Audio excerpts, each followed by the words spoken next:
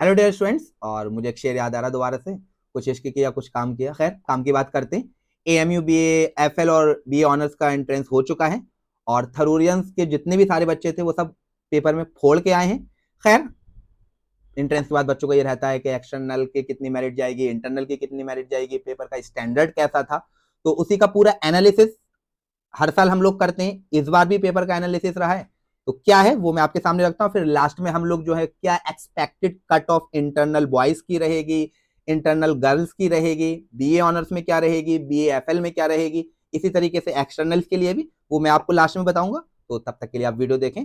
तो ओवरऑल अगर हम बात करें तो इंग्लिश के 25 क्वेश्चंस थे, जिसमें मॉडरेट पेपर रहा इंग्लिश का। ठीक है, majority of the question were from those vocabulary and idiom section. Grammar के बहुत कम क्वेश्चंस थे, ना के बराबर।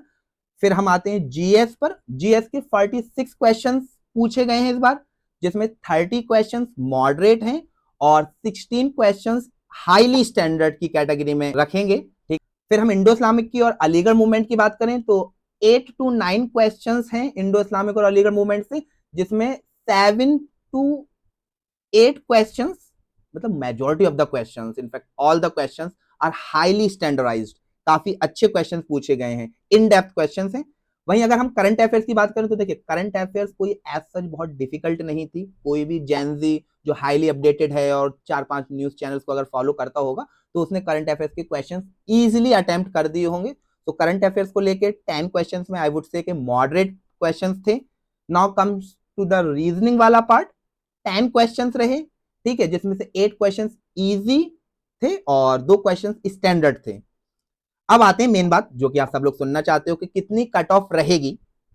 It's a sort of possibility. ठीक है, लास्ट 3 से 4 ईयर से हम लोग एनालिसिस कर रहे हैं और इस बार भी है। It's a possibility not a probability. ठीक है, you know the difference between the two. तो अगर हम बीए ऑनर्स इंटरनल बॉयज की बात करें तो 28 ±2 जाने के चांसेस हैं। ठीक है, सिलेक्टेड लिस्ट में।